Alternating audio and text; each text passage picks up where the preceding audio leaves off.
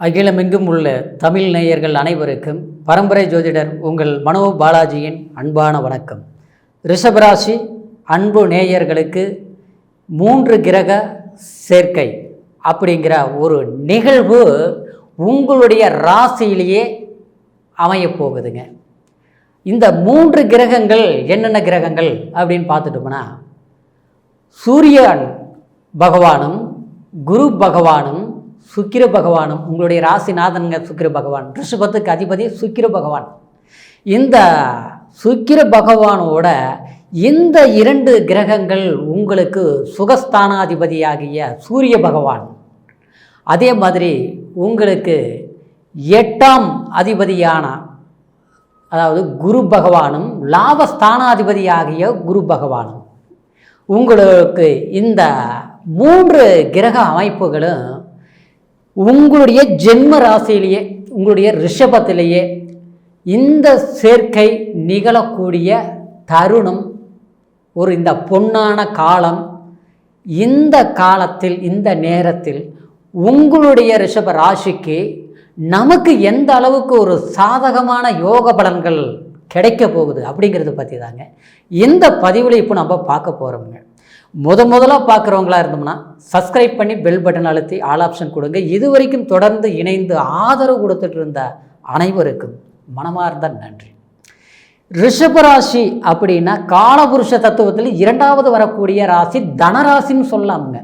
தனராசிங்க, ஏன்னா சுக்கிரன் தான் ஒருத்தருடைய வாழ்க்கையில், ஒரு மனிதனுடைய வாழ்க்கையில் எவ்வளவு நல்லவங்களாக இருக்கிறவங்கிறதுலாம் அந்த கணக்கு விடாங்க, எவ்வளவு ஒரு செல்வாக்காக இருக்கிறவங்க தாங்க கணக்குங்க. ஏன்னா ஒரு மனிதன் ஆடம்பரம் இல்லாமல் கண்டிப்பாக ஒரு சுகத்தை அனுபவிக்க முடியாது. அப்படின்னா இந்த சுக்கிரன் ஆடம்பரத்துக்கு காரகன், தனத்துக்கு காரகன் குரு, அதே மாதிரி செல்வாக்குக்கு, பண வரவு, தன வரவு, ஒரு சுகத்துக்கு காரகனே சுக்கிர பகவான் தான். அந்த ராசியில் தான் நீங்கள் பிறந்திருக்கிறீங்க.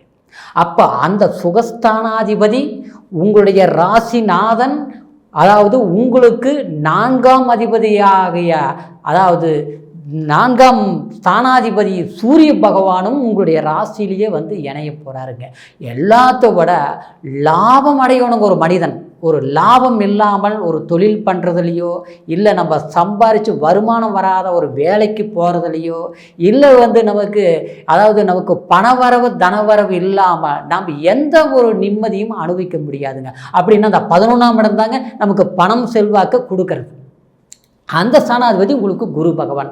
அப்போ இந்த 3 கிரகங்களும் உங்களுடைய ராசிக்கு எவ்வளோ முக்கியமானவர்கள். ஆனால் இந்த 3 பேரும், இந்த 3 கிரக நவ கிரக அமைப்புகளும் உங்களுடைய ராசிக்கு வந்து உட்காரக்கூடிய காலம், கடந்த காலத்தில் எந்த அளவுக்கு ஒரு நெருக்கடிகள் நீங்கள் சந்திச்சிங்களோ, நெருக்கடிகள் கண்டிப்பாக சந்திச்சிங்க. ஏன்னா இந்த குரு பகவான் உங்களுக்கு 12ஆம் இடத்தில் இருந்தது, விரயஸ்தானத்தில் இருந்தது கடந்த காலம் 1 வருஷ காலகட்டம்.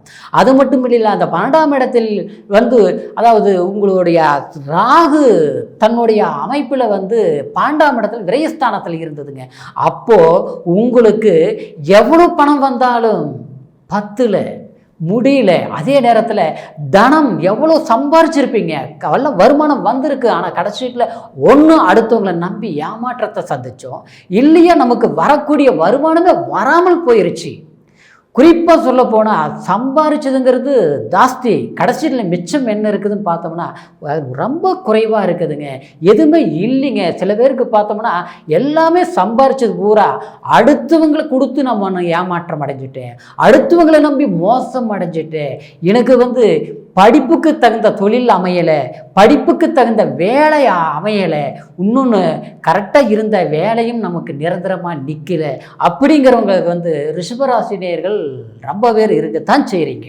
ஆனால் அதுக்கு இந்த நவ கிரகங்கள் தாங்க ஒருத்தருடைய வாழ்க்கையில் எந்த அளவுக்கு வெற்றி அடைகிறதுக்கும் இந்த நவ கிரகங்களுடைய பயிற்சி தான். அதே மாதிரி ஒருத்தர் வந்து எவ்வளோ ஒரு நல்ல நேர காலம் சாதகமாக இருந்தும் நமக்கு வந்து பயன்படுத்த முடியலன்னா அதுக்கு இந்த நவ கிரகங்களுடைய அதாவது அஸ்தமம் தான் அதுக்கு காரணமாக இருக்குதுங்க. அப்படின்னா கடந்த காலத்தில் உங்களுடைய முன்னேற்றத்துக்கு முழுமையடைய முடியாத சில தடுமாற்றங்கள் ஏற்பட்டதுக்கு காரணம் இந்த ஒரு வருட காலமும் சில இழப்புகள் சந்திச்சிருப்பீங்க. சில பேர் பார்த்தோம்னா குடும்ப ரீதியில் சிக்கல்கள் சந்திச்சிருப்பீங்க. கணவன் மனைவி ஒற்றுமை நிலைப்பாடு இல்லாமல் ஆச்சா. ஆக மொத்தத்தில் கணவன் மனைவி மற்றவங்க பார்த்து நம்மளை பார்த்து பொறாமப்படுற அளவுக்கு ரிஷபராசினியர்கள் வாழக்கூடியவங்க. ஏன்னா உங்களுக்கு 7ஆம் அதிபதியே செவ்வாய் பகவான் ஆச்சுங்களா. மனைவி உங்களை விட தைரியம் வீரியம் வெற்றிங்கிற நிலையில் இருந்திருப்பாங்க. ஆனால் அப்படியேப்பட்டவங்க என்னன்னா தன்னுடைய மனைவிக்கும் தனக்கும் ஏதோ ஒரு மன அழுத்தம், சின்ன பிரச்சனை பெருசாயிருச்சு.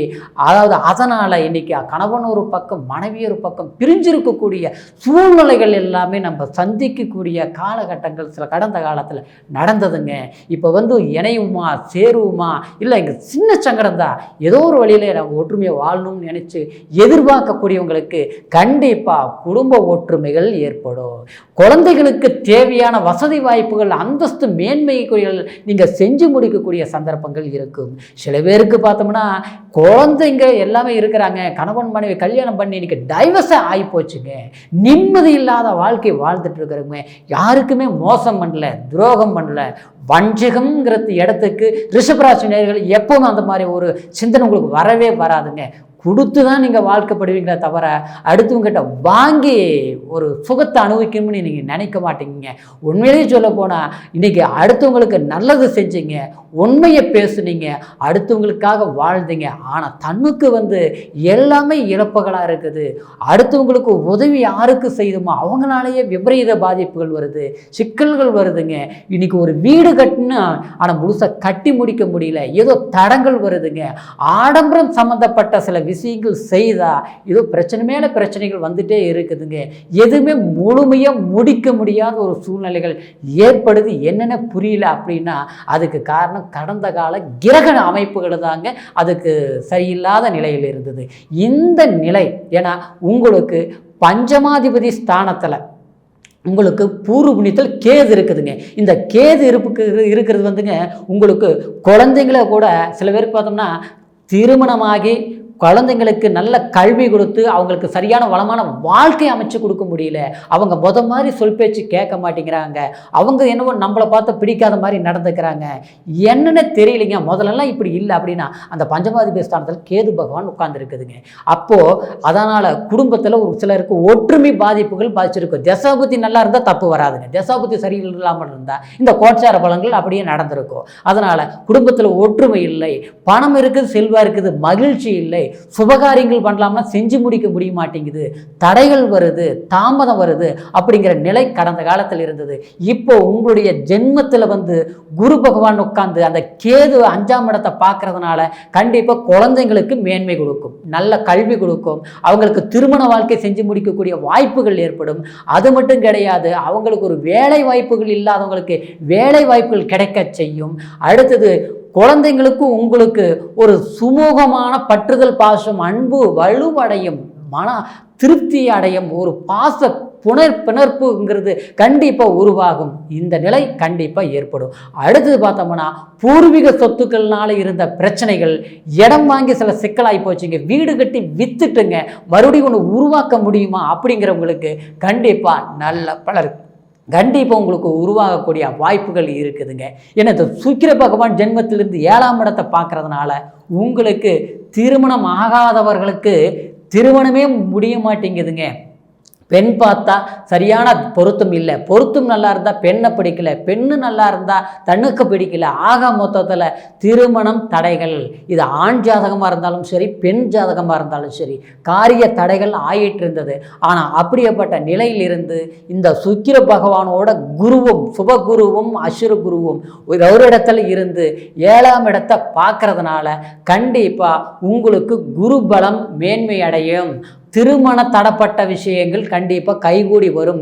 நண்பர்களால் பாதிக்கப்பட்டவங்க கூட்டு தொழில் செய்து ஏமாற்றங்கள் சந்தித்தவங்களுக்கு கண்டிப்பாக தனிப்பட்ட ரீதியில் பொருளாதார வெற்றிகள் செய்யக்கூடிய சாதுர்த்தியமான முயற்சியில் நீங்கள் வெற்றி ஆளக்கூடிய ஒரு தன்னம்பிக்கை உங்களுக்கு கண்டிப்பாக பிறக்குங்க. ஏன்னா 7ஆம் இடங்கிறது தாங்க ஒருத்தருடைய வாழ்க்கையில் கனெக்டிவிட்டி. அப்படின்னா எல்லாருடைய இணைப்பு. 7ஆம் இடங்கிறது கலஸ்திரஸ்தானம், கணவன் மனைவி மட்டும் இணைறது மட்டும் கிடையாதுங்க.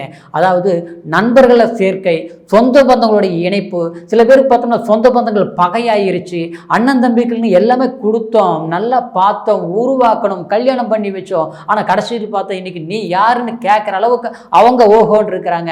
ஆனால் நம்ம நேரம் பார்த்தா கஷ்டப்பட்டுட்டு இருக்கிறோம். அடுத்தவங்களுக்கு வழிகாட்டணும், ஆனால் நாம் வாழ வழி தெரியாமல் சிரமப்படக்கூடிய நிலையில் இருக்கக்கூடிய ரிஷபராசி நேயர்களுக்கு தன்னம்பிக்கையால் தன் பலத்தால் சாதிக்கக்கூடிய சாதுர்த்தியம் கண்டிப்பாக உருவாகுங்க. எனது சுக்கிர பகவான் தான் ஒருத்தருடைய வாழ்க்கையில் ஏகபோக சுகங்களை அள்ளி கொடுக்கக்கூடியவர். ஆனால் உங்கள் ராசிநாதனை உங்களுடைய ஜென்மத்திலேயே வந்து உட்கார்ந்து 4ஆம் அதாவது ஸ்தானாதிபதி உங்களுக்கு சூரிய பகவான் வந்து உட்கார்ந்து உங்களுக்குன்னு ஒரு பிரகாசம் கிடைக்கும், உங்களுக்குன்னு ஒரு வழி பிறக்கும். நீங்கள் எந்த இடத்துல இருந்தாலும் அந்த இடத்துல ஒரு சொந்த இடமாக்கி நமக்கு ஒரு மகிழ்ச்சிங்கிற ஒரு நிலை கண்டிப்பாக ஏற்படக்கூடிய ஒரு வாழ்வில் வெற்றிங்கிற ஒரு நிலை ஏற்படக்கூடிய ஒரு காலகட்டமாக இருக்கிறதுனால நிச்சயமாக உங்களுக்கு இந்த காலத்தில் இருந்து இனி வரக்கூடிய காலம் உங்களுக்கு ஒரு சாதுர்த்தியமான வெற்றியின் ஒரு நிகழ்வை நோக்கி பயணிக்கக்கூடிய ஒரு காலமாக இருப்பதனால முயற்சிகள் பண்ணுங்க. கண்டிப்பாக உங்களுக்கு பொருளாதார வெற்றி, தொழில்நாள மேன்மை, வெளிநாடு பயணங்களால் மகிழ்ச்சி அப்படிங்கிற ஒரு நிலை கண்டிப்பாக ஏற்படுங்க.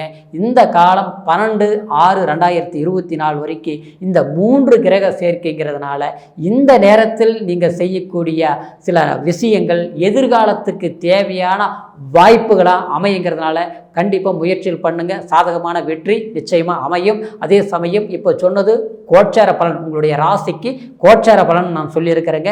இருந்தாலும் உங்களுடைய பிறப்பு ஜனன ஜாதகம் எப்படி இருக்குது, அதில் வந்து கிரக அமைப்புகள் எப்படி இருக்குது, என்ன திசை பற்றி நடக்குதுங்கிறது ஒரு முறை பார்த்துக்குங்க. உங்களுடைய ஜாதகத்தை எங்கிட்ட பார்க்கணும்னு நினச்சிங்கன்னா கீழ் இருக்கிற நம்பருக்கு ஃபோன் செய்து உங்களுடைய பிறந்த தேதி, பிறந்த நேரம், பிறந்த ஊர் 3ஐயும் தெரியப்படுத்தி பொறுமையான நேரத்தில் என்ன நம்மளுடைய ஜாதகத்தில் எந்த யோகங்கள் இருக்குது, எப்படி இருக்குதுங்க தெரிஞ்சுக்கிட்டு அதுக்கு உண்டான முயற்சிகள் எடுங்க. ரிஷபத்துக்கு கண்டிப்பாக வெற்றி நிச்சயங்கிற ஒரு மகிழ்ச்சியோட மீண்டும் அடுத்த பதிவில் உங்களை சந்திக்கிற வரைக்கும் நன்றி, வணக்கம்.